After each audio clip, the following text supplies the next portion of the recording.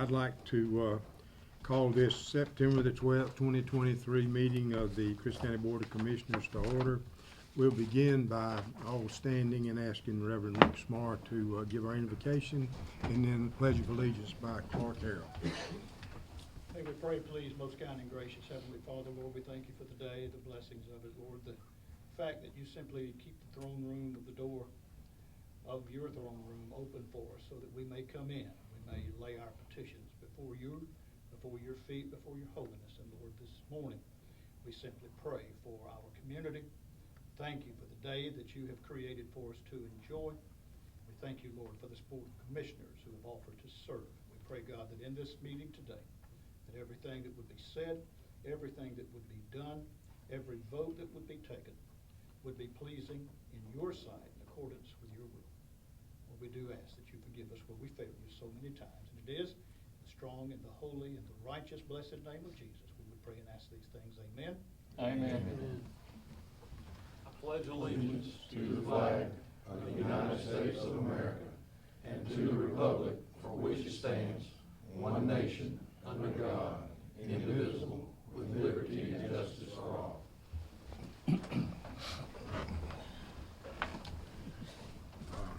Appreciate everyone being here. We'll begin by, I'd ask for a motion to adopt the agenda this morning. So moved. Got a motion, got a second? Second. All in favor say aye. Aye. All opposed, motion carried unanimously. First item here is the approval of last month, the August 8th, 2023 minutes. I would ask for a motion to approve the minutes. So moved. Motion? Second. Motion is second. Any discussion? All in favor say aye. Aye. All opposed, motion carried. All right, next, we'd invite Sheriff Hancock up for an update from the Sheriff Department. Mr. Chairman, thank you, ladies and gentlemen. Good to be here. As many of you know, we don't have to, as a sheriff's office, come before this body every month, but we do. We think the people have enjoyed seeing what we do and understanding, and we promised them almost 10 years ago we'd be transparent, and this is part of being transparent by bringing it in front of everybody. The month was busy. Things did not stop for us, and then of course most of you know our good friend and cohort in Wilcox County was killed in an automobile accident a couple of weeks ago, so making the second law enforcement officer killed in the line of duty in our territory within just months of each other. And then we go back about a year and a half or 2 years ago where Deputy Hillman passed away from a death during his course of work for us. So, you know, the agency has changed, the personalities have changed. We still continue to work with people in what we call our peer pressure group and our peer structure group. We've sent some of those that were on his shift to a little conference so they can go and be with others that have lost officers whenever they're put in that traumatic situation of doing CPR and those things out there. So I think on that side of the coin, we seem to be doing as well as possible and handling things very well. I've seen our agency come together. I've seen our people and our officers spend a little more time on the weekends together and eating together and things, which really makes me feel good that they're talking about it and dealing with it in themselves. But with that said, we didn't stop. This morning in a 224-bed jail, we've got 232 inmates, so we're over capacity down there. We've been as high this month as 242 inside that facility. And I remind you each and every month that facility is open 24 hours a day, 365 days a year. We feed each and every one of those people with 3,000 calories a day with the help of a service that with our meals, we use inmate labor to provide those. We use inmate labor to keep their clothes clean, keep that building clean at no cost to the taxpayers, where if we had an outside service. My hats are off to Toby and his group. We've had air conditioning problems because of the age of the building and things, and they've gotten in there and kept us going. We spent almost a week and a half on the administration side without an air condition 3 weeks ago, and everybody still coming to work, still doing what they're supposed to do. No windows to be raised, and it got kind of like an oven in that brick building down there. But you know, his group is constantly working and keeping us up to going. So things there. Fire and range was looking good. Had a meeting yesterday, Power Commission and everyone there. within 6 months to a year, we will see that goal that we had come to realization, and we will have something in this community that we'll be proud of so that we can train our deputies.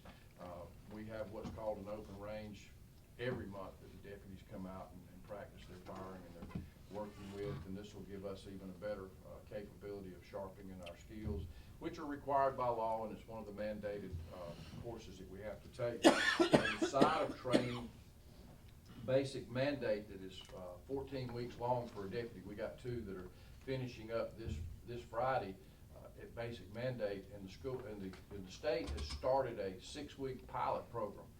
These 2 will actually be one of the first 2 that were chosen to go to Forsyth for 6 more weeks of schooling now, making their training about 20 weeks long before we get them back here and do our field training with them, which is another 2.5 to 3 months most of the time before we turn a deputy loose.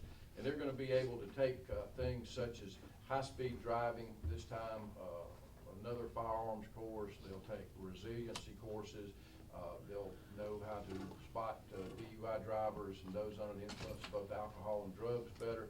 It'll be a great 6 weeks, and I still think we'll be behind the curve because then we have to bring them back and teach them how to serve warrants, how to protect judges, and the things that we do that a lot of people don't ever think about. Our reports in front of you, we turned a check over this morning for almost $62,000, $61,900 and something dollars in our housing that we have. We've been able to turn last month money over from our commissary, which is what the inmates are allowed to buy and use and keep in their cells with them throughout. And then we make a percentage of an administrative fee off of the phones and things that they have inside their cells as well. So we continue to do that. When the numbers are up, those numbers go up for us to be able to generate some revenue. The front page, you see what we're doing in warrants and civil papers. We've got, I think, 9 or 10 at the courthouse this morning for court that are up there. And that still seems to be, one of our problems is the courts. It's nobody's fault. Just during COVID, it slowed down and it stacked up. And we're working our way through some of those things now. We transported 9,910 miles last month inside the jail. Our average daily population ran 230 there. We transported 131 prisoners with about 232 man hours. We traveled over 99,000 miles last month. We did it at 33 cents a mile.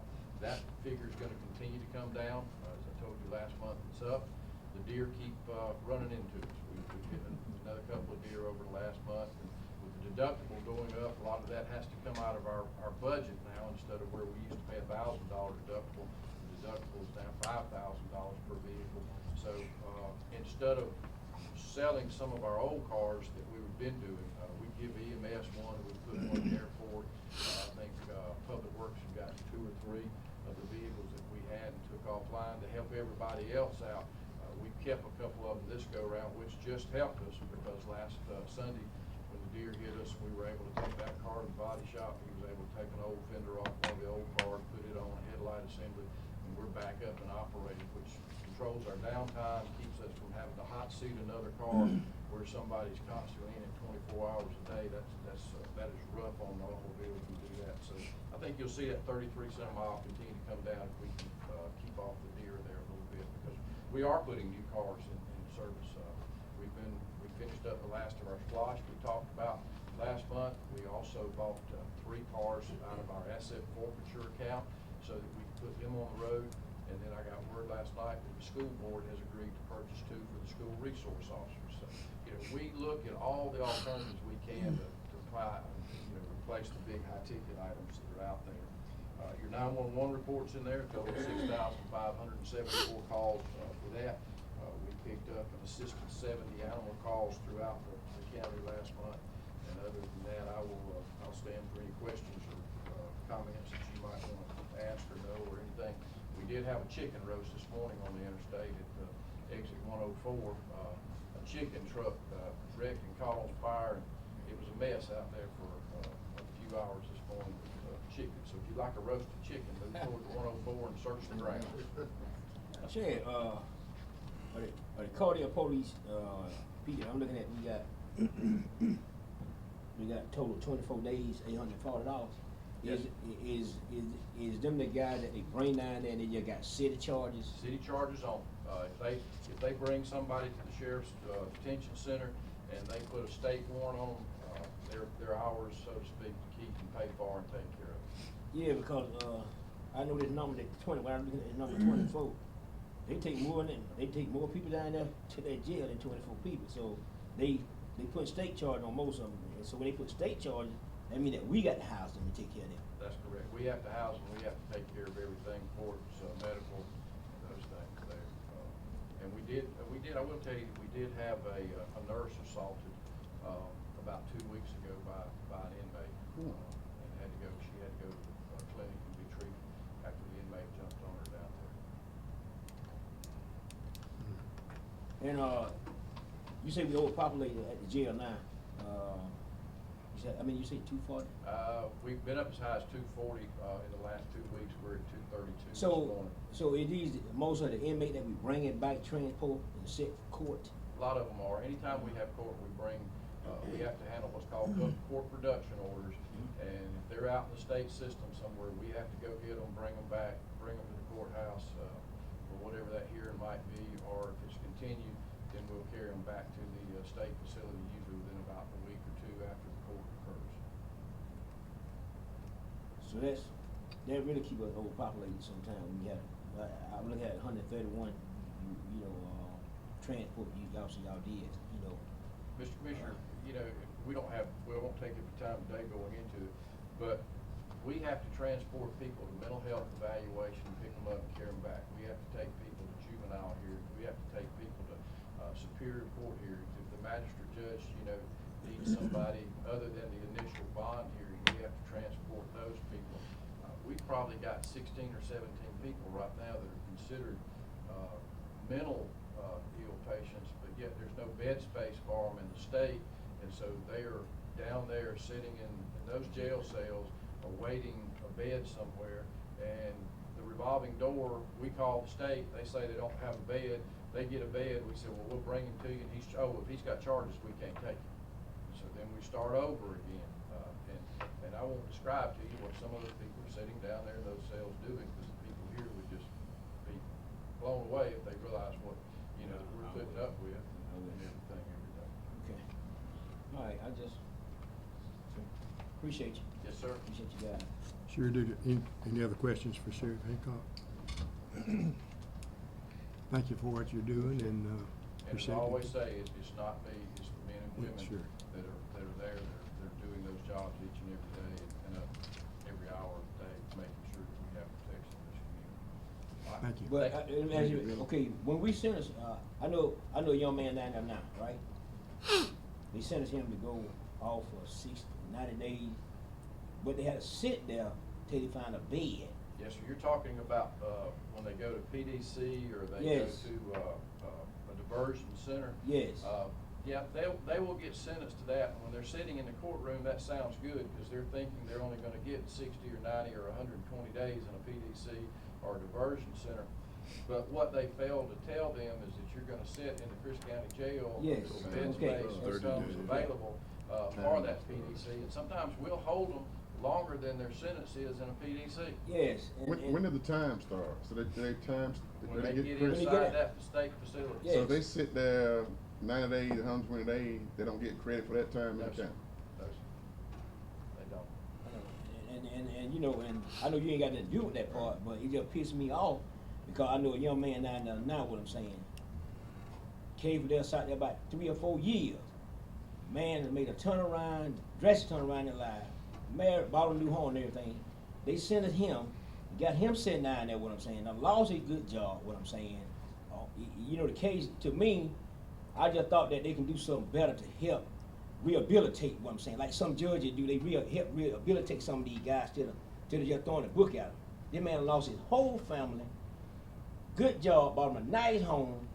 Now he done lost everything. It just bothered me that, And that we do this those a kind lot of of stuff. times aren't the judge's fault. No. Those are plea bargains that are made outside that scope of the judge hearing what's going Yeah. on.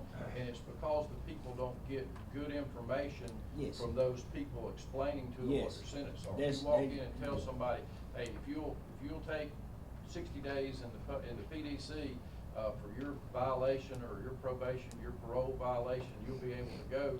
That sounds great. Yeah. But they forget to tell you, well, it's full and there's no bed spaces, Yes. and you're gonna sit in the county jail now until that bed space becomes available. Yeah, not right. Thank you. Yes, sir. Thank y'all.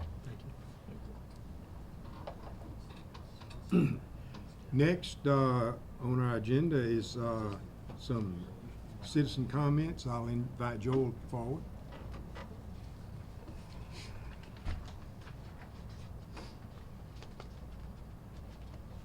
First of all, I want to say that I'm going to be much more brief today than I was last month. I just want to thank everybody for letting us be here again today. Y'all know the issue that I'm here about. I think that it's appropriate that we're here talking about the potential of helping out the firefighters in this county the day after 9/11, when 343 firefighters lost their life in New York when that happened. And I think it reminds us that the job sometimes is very, very dangerous. And I also wanted to thank Mr. Clark Harrell today, that I know over the last month has worked very hard to try to address this issue. I know I've talked with some of you commissioners too, and I think that us being here last month kind of brought it to everybody's attention that it is a problem, and it is something we need to address as a county, and is something that is just extremely important. I think that having equity in our public service departments within Chris County is very important, because our firefighters, to be very honest, just feel unappreciated. They don't feel like they're appreciated by the county. I feel like that, just to point out a few things, and I will be brief. Our firefighters are, like we mentioned last month, working at a two-man station, one man at a time. And that seems like an insignificant thing, but it's really not. It's really a much more difficult job. And we talked about last month that we compared our firefighters' pay to the counties around us and to even the city here. You're not really even comparing the same job. The job that our guys are doing is multiple times harder than what these other departments are doing. When they're working and manning a fire station by themselves, they're having to keep up the whole station. They're having to keep up the truck by themselves. They're having to go at any 24 hours a day to a call by themselves in that big fire truck and get there on scene quite often that are chaotic scenes where people have fallen, or people are having heart attacks, where houses are on fire. And get there by yourself in that type of situation and prepare yourself to go in that route by yourself with nobody with you is much, much more difficult than a fire department that has 2 or 3 people on that truck going. And so that's, and that's not something we can solve today as far as the one man per station, but it is something that we can at least make our guys equitable to what other county employees are getting. Another thing that I want you to be aware of, and you may already be aware of this, is that our firefighters, for whatever reason, years ago, their pay structure is set up so that they don't get overtime until they have worked 212 hours in a month. And so we've got other county employees that are working at just as important jobs. And all these public servants are all very, very important jobs. But their jobs, they're getting several dollars an hour more, and they get overtime after serving 171 hours. Our firefighters are getting less pay per hour at a very dangerous job at one-man stations and having to work 212 hours before they qualify for overtime. So that is a very, very significant difference. And so that's all I've got to say today. I just, wanted to say that I know that you guys are going to vote on it today, and I hope you'll take those things into consideration. We're telling our guys, and I've told them for the last month, just to hang on, that I feel like you guys, all of you guys are great guys in the community. You were all elected because you're very well thought of, and you guys that are gonna consider the facts and do the right thing, and I know that you will. And we're telling our guys to hang on, and that help is coming, and I hope that it will today. I hope that you can see it in your hearts to know how important our firefighters are. They are willing to risk their lives, they're willing to work 24 hours a day, willing to be there for us in our times of need, and their jobs are very, very important. And it's so important that we keep all of our fire stations manned. We don't want to have to close stations. We want our fire stations to be manned so that our community will be protected. And all the reasons I went into last month of insurance rates and so many things, but the most important thing is just that we're all protected and have the service that we need. And so we need to make our guys feel appreciated, and I hope, and I know that you guys will hopefully do something about that later today. Thank you so much for your time, I appreciate it. Appreciate you, Joey. Thank you, Joe. Appreciate your comments, and we certainly appreciate your passion. And certainly, we don't want to sit up here and take our firefighters for granted. We certainly know that they need our support, and I think we will be addressing that today. But if you wanna hang around, after the executive session, we'll have your answer today. Thank Yeah or no? I'll turn it over to you, Clark. Mr. Chairman, Commissioners, we have a couple of public hearings this morning. A decision cannot be made on either one of these, but the first public hearing for your consideration this morning at a forthcoming meeting is a rezoning request from Sheila Knight to rezone approximately 1 acre from a single-family residential to general commercial for the purpose of building a 1,259 square foot business office. The property belongs to Sheila and James D. Knight. It's located at 2140 Highway 300 Cordele. Is Ms. Knight here to speak to this? Yes, hey, how are y'all? Hello. I just want to rezone a lot. I have a lot to say about it. It's on the corner of 300, which is predominantly commercial. Right next to us is the Rubo's office. We're on the corner of Antioch, I guess on the north side, and they're on the south. And pretty much from Coney all the way down, I mean, all the way through Warwick is commercial on the 4-lane highway. So we bought this property to hopefully get it rezoned so that we can hopefully build a small little office. My husband has an electrical business in Albany, but we moved to the lake full-time in 2020.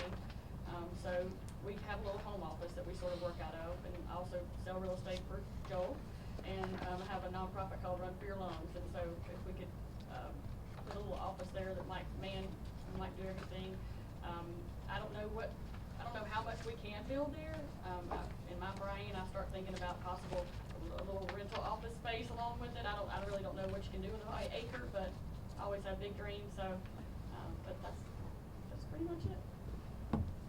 And I'm also requesting that when we do build, if we can get the crush and run instead of the asphalt for the first few years, I think y'all allow it. I think that was also on the application.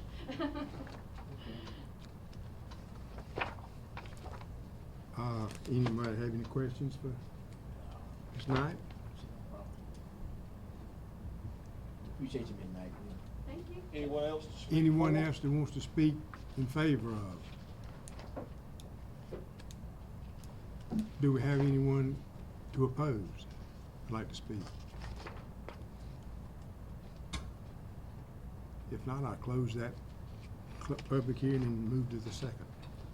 Mr. Chairman, the next public hearing that the Commission has this morning is a special use request from Ed and Beth Collier for the purpose of enclosing an open carport to use as a private recreational facility that would exceed the minimum allowed square foot of 180 square feet.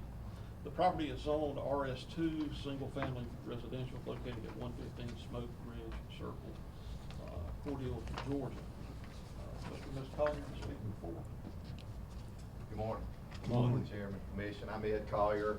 My wife and I bought a lake home at 115 Smoke Ridge Circle a little over 4 years ago. Smoke Ridge Circle is a short road. It's only got 4 homes on it. The request I'm making is to enclose an existing open-air carport that is located on the property. And talking with Mr. Donovan, it's my understanding that the current planning regulations say that anything over 180 square feet would have to be approved by a special permit. It's 18 by 18, the carport, so that's 324 square feet. So we're just asking approval from the commission to enclose the carport and add a bath to it. The four residents that live on the property, of course it's us, and then Dr. Seth Burrell lives at the end of the street. He has submitted an email in favor of our request. On the other side of me is Mark Mobley. I've got an email today from him that I got yesterday. He's in favor of it. All of them, both of them, those are vacation homes from both the Mobleys and Dr. Burrell.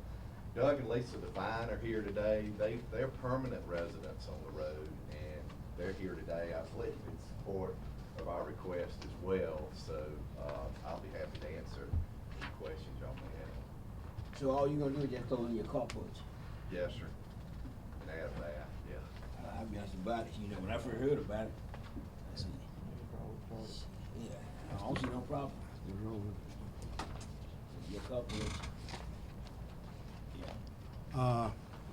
Mickey, Go ahead, go ahead. Yes, sir. Okay, why we got that in there? You say, it's over, when they're over so many feet, they have to come before us? Yes, sir. Private recreational facilities are allowed in all residential districts. And that's up to 180 feet. They call them man caves, she sheds. I'm sure y'all seen all the commercials. But anytime you want to go larger than that, you do have to get a special use from the commission. Okay. Appreciate you, we'll see no problem about Thank it. you, sir. Well, I hope the majority of y'all feel the same way. Okay. Does, thank you for Thank you. that. Does anyone want to, do you want to invite your neighbors up? Mr. Chairman, Commission, thanks for having us. My name, as Ed says, Doug Devine. We moved up here July 2 years ago. We're permanent residents. We're the only permanent resident on that little street, and we would encourage the commission to approve this. It'll enhance our neighborhood. The Colliers have their kids who also have their friends quite often. Theirs is sort of a weekend place. And this will be a good thing to enhance their enjoyment of their property, and that's why you get a lake house, is so you can have your kids and their friends. We'd ask that you approve this. Appreciate you. Do we have anyone to speak in opposition? It doesn't sound like it. Sound like you have most all of them on board.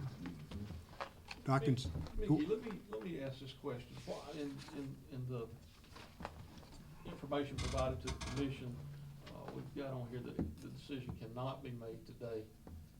That is a typo on my part, that today this decision can be made. Why not? Not the rezoning, that's the 2 million. Okay, so this one can be done today? Yes, sir. So we could call for a vote. Yes, sir. Yeah. Well, if I'd be in order, then you've heard this request from the Colliers. What is your, what's your privilege? Make a motion to approve the special permit. I have a motion, I have a second. Any further discussion? All in favor say aye. Aye. All opposed? Motion carried. Request granted. Thank y'all. Appreciate you. Thank you, Mickey and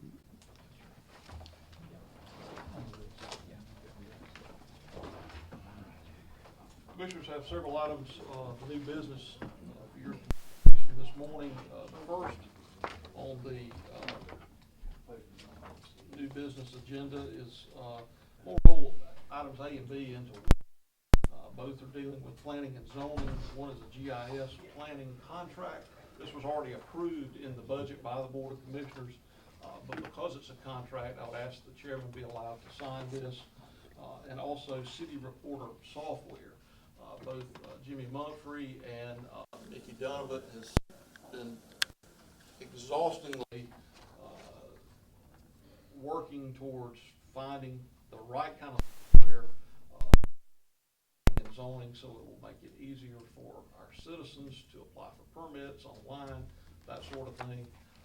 And we have located that software. That too has been approved in the budget, but just asking that the chairman be allowed to sign off on both of these items. so do we need a vote on that? Yes, sir. Okay, I'd ask for a motion. So moved. Second. Motion and a second. Any further discussion? All in favor say aye. All opposed? Request Next granted. item for your consideration this morning is a resolution. And it is resolution 2023-017. And this deals with the 5311 program. It seems like we do something with 5311 quite often, but what this is for is a resolution authorizing the filing of an application with the Department of Transportation, United States of America, and Georgia Department of Transportation for a grant title 49 USC Section 5311. That is the public transportation that we have in Crisp County.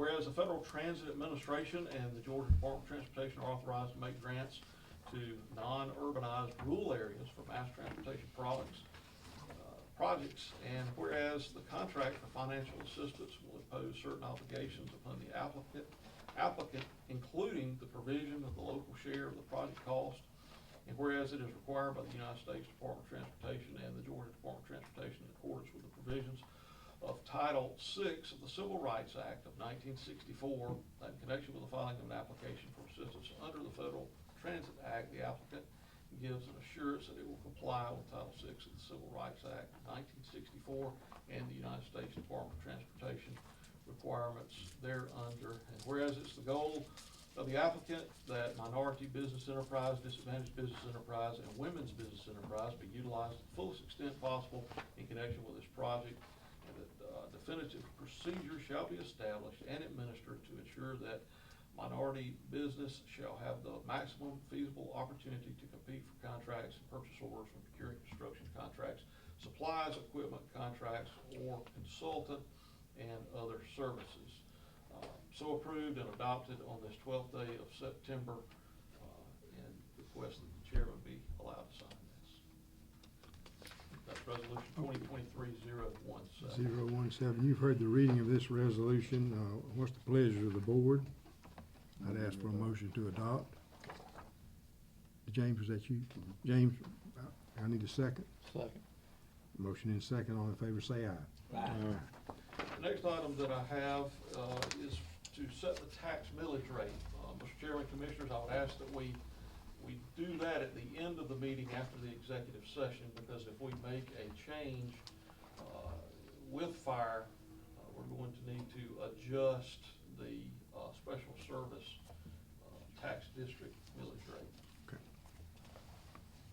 Move along to the last item, resolution 2023-019. That is a resolution to establish a second board of equalization.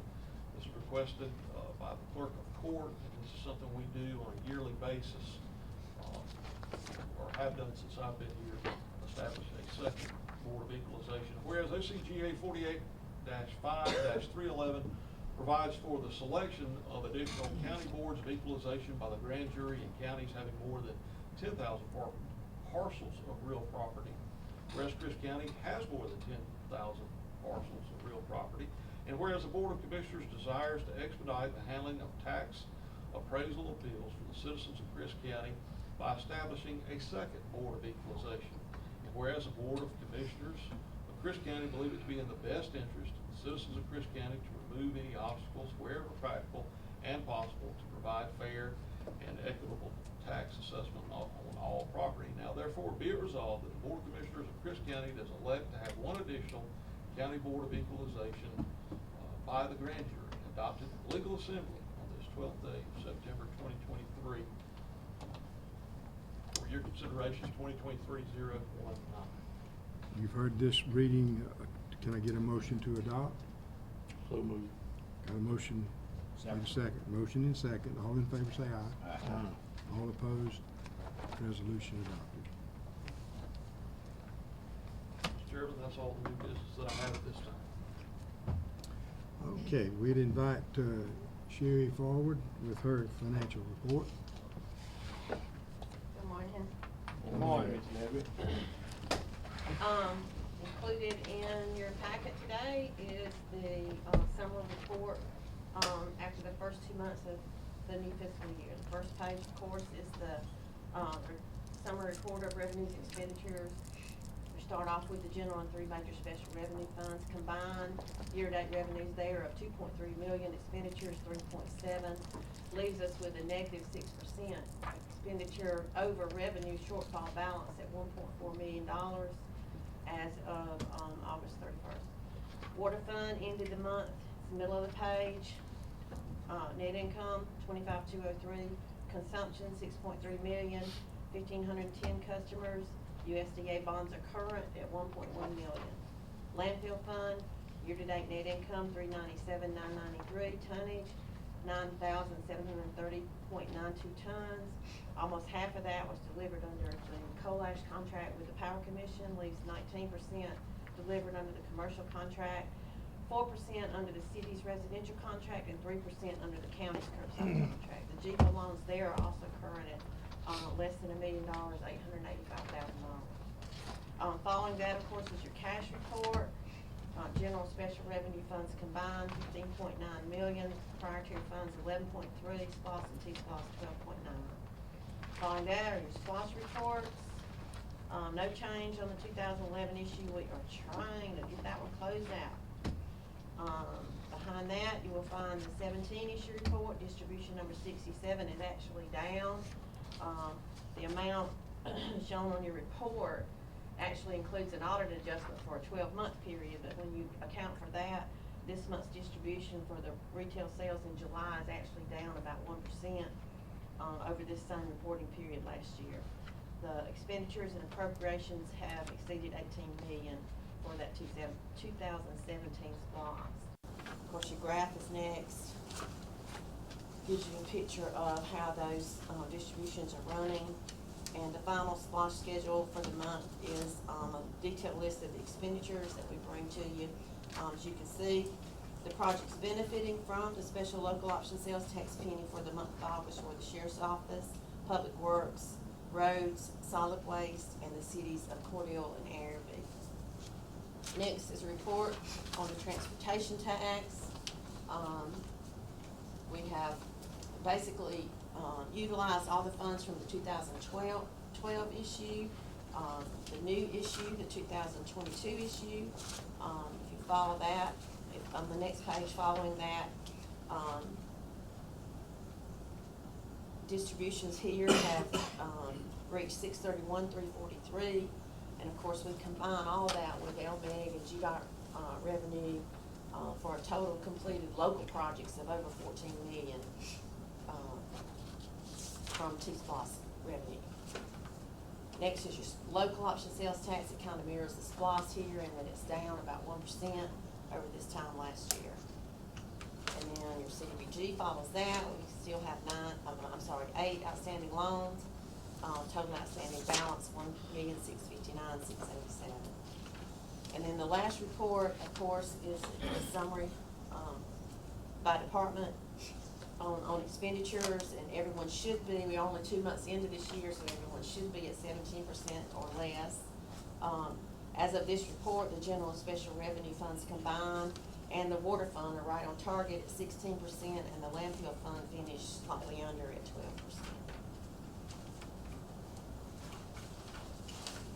That's it, unless somebody has a question. Yeah, I have a question. Okay. Could you go back to the loan process, the loan stuff we got here? Uh-huh. And, yeah. I'm trying to figure out, why are we in the loan business anyway? You know what I mean? Because we ain't too good with it. I'm looking at here. You know, the way the thing is designed to me, you know, I know other people that try to apply for this loan up here, and it's more harder for most minority people to get this loan. They can't get it. Keep it real, they can't get it. But you got other people that get it, what I'm saying, and hell, they ain't even paying their loan back, what I'm saying. We ain't got 2 current loans on here, there's some bad loans. I'm gonna keep it real, they bad loans. Well, number 3 and 4 brought me 2 checks yesterday. Oh, they did? Yes, sir. So They are close to paying that one out. But And I inherited the loan. It was not my idea. I wish we weren't in the loan business as well. I'm with you. That money come from the state, don't it? It came from the state. yeah, I know where it come Way from. back in the tobacco. No, but the way it designed, can't nobody get no money. Only certain people can get the money, and you know, it is not fair. So for me, people always taking the hit behind this right here, you know, this loan situation, you know what I'm saying? I think we need to come out the loan business, because, you know, if you can't do the loan only for certain people, you know, and then, I know paperwork is something serious. Anybody that uses paperwork, I'm looking at some of this stuff now, what I'm saying, we say they got all the employees. These folks, they got all the employees I'm looking at here. A lot of them got all the employees. But you get an honest person come in here, got one or two of them over a couple, $80,000 or $100,000, he can't get it, because he gotta jump through the hoop, gotta do this and do that, what I'm saying, and why do they have to get a letter from the bank denying them in order to come back to us, what I'm saying? Can you That's tell part of that? this is state money, this is not Christian County money. I know they Chris County Yeah, money, so the state makes the rules. but we catching hell behind this I money. know, but I Yeah, have to, yeah. but we have to follow the state guideline, I mean, I can't, that's in the But state guidelines. do we have to stay in this business? No, sir, we do not. I would be on about it. We need to think about it, what I'm saying. I think we need to dissolve this and get out this business, because it's not fair. I You don't got other- disagree with that. You got other folks, what I'm saying, they keep hitting at us about it, what I'm saying. Why I can't, you know what I mean? And then, you know, it just, like I said, this ain't county money, No, but, it's not. but it's state money. So, I would like for us to look into this, what I'm saying, and let's try to get away from this. Well, I mean, if you wanna do that, the best way to do that is the next time we have like a CDBG or some kind of state grant application, you can get extra points for returning, CDBG funds. It's gonna be hard to close it out with outstanding loans, but, we can certainly look in it and see what we got to do. You see, and see, the outstanding loan, what I'm saying, I'm looking at now, what I'm saying, we got a $500,000 where somebody got me forgiving it. And that been on here since I've been in almost 12 years. Forgiveness, how do you forgive $500,000? I'm asking a question, that's all. Y'all did Okay. that. Okay. Y'all did what? Well, I I think wasn't because here. it's a, industrial development authority project, those kind of things are allowed under those guidelines. And it was for a railroad spur, which was, you know, it's part of economic development, and they approved those kind of things. So we just should just gave them the money. You know, I wasn't here when that was done, but it's been here for a long time. So I just thought it was something we need to talk about later on down the road. Sure, is there a point that the state's gonna run out the money funding this to tobacco law? Well, and all the that? state has, the only time you get additional funds is if, you have an EIP that comes through, like the Industrial Development Authority, which basically injects new money. Like, we don't get the money, they loan the money, we set up the payments, and then when the, company makes the payments, they come back into the county. That's the only time you get new money these days. We have not had one of those in quite a while. I think maybe, I can't remember, maybe Big Tex, I'm not sure. Can't remember which one was the last one that had some EIP well, Synergy. Synergy had some EIP funds involved. So, but we have to maintain a minimum threshold in that fund. We've returned money to the state, for the last couple of years because we're over the threshold of what we're supposed to hold in that account. They won't let you hold but so much, and you have to turn it, send them a check back. And we have returned some funds in the last couple of years that were over that threshold. So we do that because, yeah, some people that come and apply for it, they can't get it. Because they got to have whatever requirement that the state required them to have, what I'm saying, you know, it just. They have to meet the requirements. I Yeah, don't know so what it's a whole lot of requirement, I'm just looking at It this is. bad loan. But- We got one. But you mentioned about sending money back, was just, it hadn't been long ago, we sent some, but they let us redirect those funds to some, Correct, we did. so. We were, just like this $500,000 forgivable loan, the county was also able to, we got approved for a withdrawal of, $500,000 for one of our anticipated some road projects. payment, that's correct. So they will allow you to do some things like that. Okay. You can only do one, like one a year or something like that. But So, that was certainly, impactful for us. Yes, it was. That was a positive. It's gonna be, That's yes. We're gonna be, that's right, it's Right. gonna be a hell of a deal. Yeah. Sure, another interesting thing to see is, since this process of getting a loan to come in, how many successful ones we've had. How many successful? Yeah. Well, we don't get very many Yeah. applications, to be honest with you, but, I mean, I don't know without.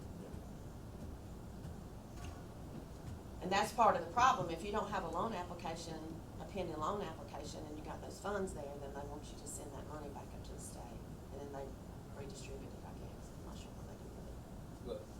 make the decision over them loans? Who make the decision, the final decision? The revolving loan committee makes a decision for recommendation, and then we have to send it up to the state for them to check off on it. Then so the state send back down and say yes or no, right? Right. So it's not our decision. Just long as. No, sir, it's not yours. Just long as they All- let the other one. What you decide, what you approve is that we have followed the steps correctly. Right. You have to sign off that we have, the committee has met, that we've done everything that the state requires, and, that you agree with the Do we recommendation. leave the? But the board can not, they can vote differently than the recommendation of the committee. They could. We've That's done it. that before. Yes, you Yeah, can. yeah, the board can. And the loan is approved? Yeah, the committee didn't recommend, and the board decided to overrule that and has granted loans in the past. I mean, that can't happen. It still has to go up to the state though. Right, right. It still has to go up to the state. I don't necessarily agree with, maybe abolishing the revolving loan program. I think revolving loan program is a good thing and can be a good thing if it's administered, properly and people follow the guidelines, because it's for disadvantaged businesses who people cannot get loans from a regular bank. That's correct. And for underserved, community and stuff like that. Now, there's some people who got a revolving loan. I don't feel like they probably shouldn't have gotten a revolving loan because they probably were bankable.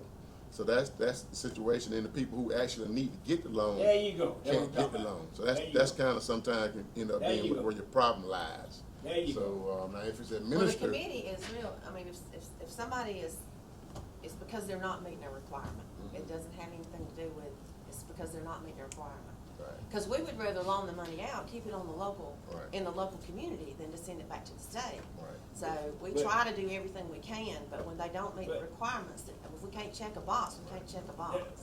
But to me, we need to do all we can do to help those who can't go to the bank.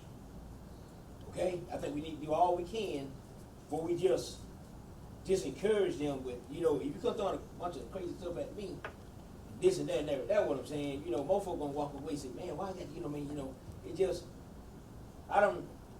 it may be 3 people I've been through here, what I'm saying, I know what I'm saying, I know what I'm saying, trying to get a couple dollars, and they can't get it, you know what I mean, they done try, and then one last man, I ain't gonna call his name, but he trying now, he catch him out the hell, went from this to that, right there, what I'm saying, and it really don't make no sense to me, so, and you got people on here, like you say, that really don't even need it, but they get it, you got folk that really need it, we just said what it's for people that really need it.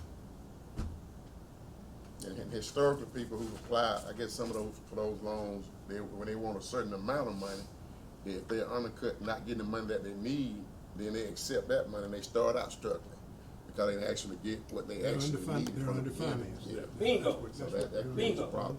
We got one on the book now. Yeah. I know for a fact that he wanted this and that, but they gave him what they say they can give him. And hell, he lost out because he didn't get what he needed. They just like going to the bank. If I need 40,000, then you gonna take me give me 20. You take the 20 for yourself. I don't need 20. I need 40. So that's what I'm saying. We got to help people, man, when they come through in some kind of way. So you send the money back one. Any more questions for Sherry? I ain't got no more questions for Miss Sherry. Thank you. Thank you for the good report and for all you do. We appreciate you. I'll be glad to tell you what box he can't check when you Okay. come see me. Yeah. I'm gonna apply for me one. That won't fly either. I'm a commissioner, okay. Chairman, by way of, Commissioners, by way of a brief report this morning, just to let you know that, Sheriff mentioned the firing range, that still is ongoing, and looking forward to that project coming together. Rock Road Railroad project, is still ongoing down at Araby. The Meadow Park subdivision, community block development grant, for the street and drainage improvements, ongoing, and we're getting in the short roads of that. And, if you've been out there, but the curb and gutter looks really good.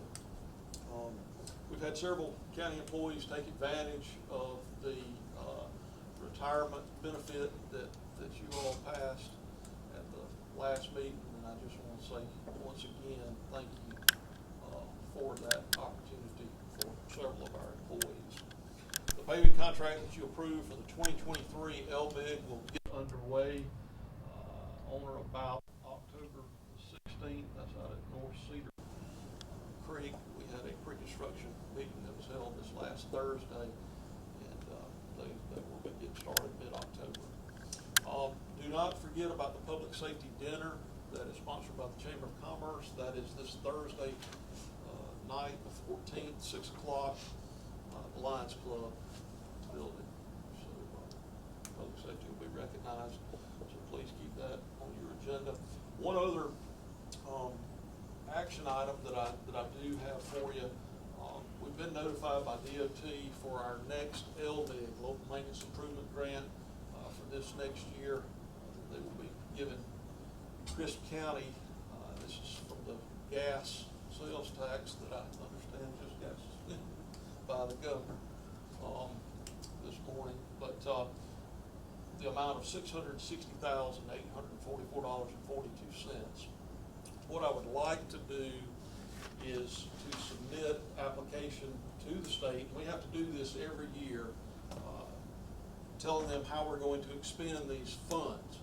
But let's take a look at doing Williford Crossing, 4.51 miles of Williford from Highway 280 up to the Wilcox-Dooley line. That road is totally apart, and it needs some attention. We've got an estimate of resurfacing that for just a little over $1 million. We would make up the difference. We'd have to put 10% in with it, a 10% match that is required for LMIG, and then we would have to put in some additional SPLOST monies or T-SPLOST monies, and we do have sufficient funds in one or the other. But to send this forward back to the state with Williford Crossing is my request to you this morning. You've heard this request. Do we need a motion for you to pursue that? I would appreciate that. Okay. Just to- I do. Got a motion? Do I have a second? Motion and a second. All in favor say aye. Aye. Thank you. Motion All right, carried. thank you, gentlemen. Mr. Chairman, that would be what I would have for you this morning, Commissioners. I got some for you. Yes, sir. Okay. I know we say we done sold some of that stuff down there. Now, what Carl got them back? Yes, sir. I just wanna know, how long is it gonna take us to clean that junk up down there and haul it off, or call it scrap man? Because you won't be able to sell all that stuff on a gut deal.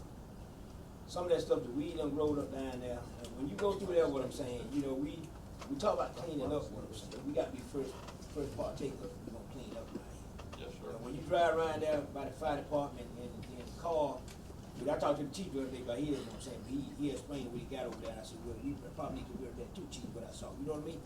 But we need to get rid of that stuff we got over there, we gonna talk about it, we gonna talk this over a year. So, if they don't wanna scrap it, I'll go scrap it for you.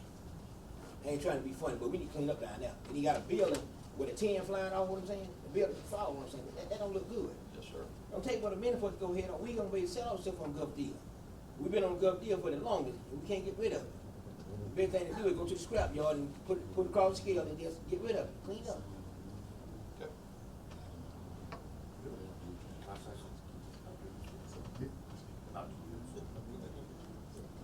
Yes, sir.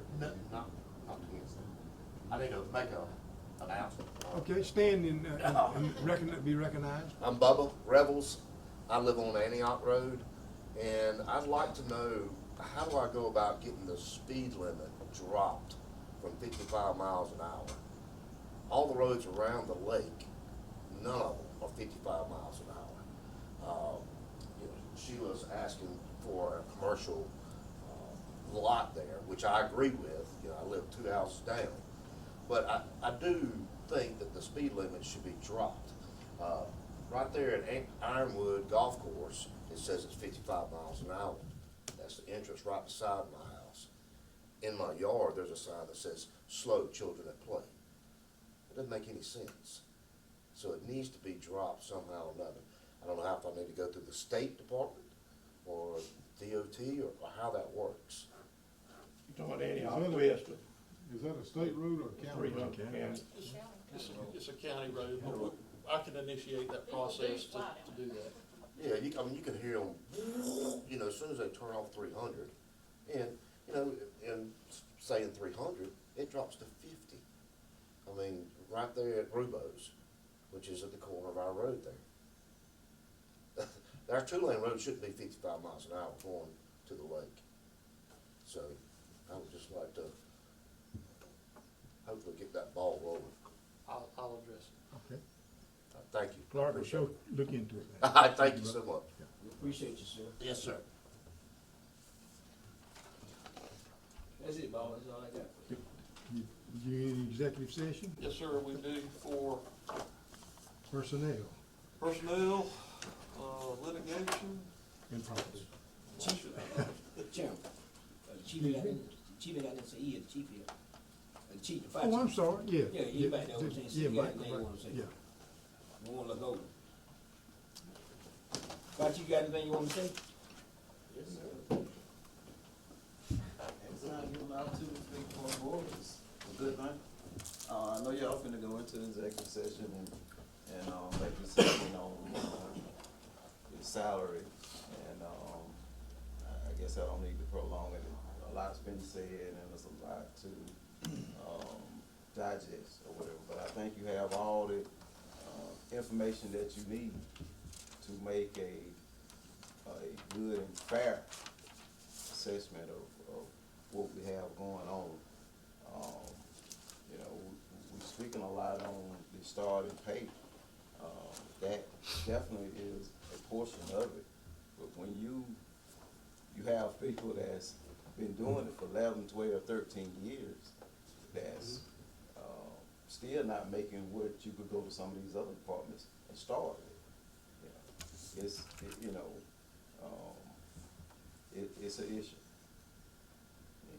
it's definitely an issue. And I come before the board just,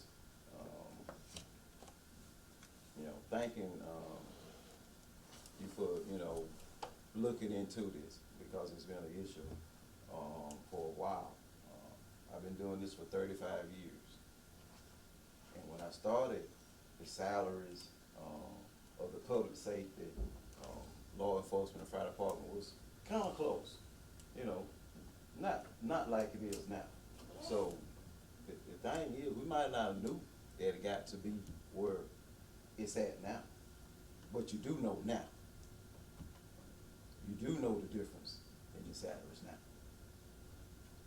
You might have not had a hand in creating it, but you can have a hand in correcting it. I just ask the board to look upon that and make a fair, that's all we look for, fair.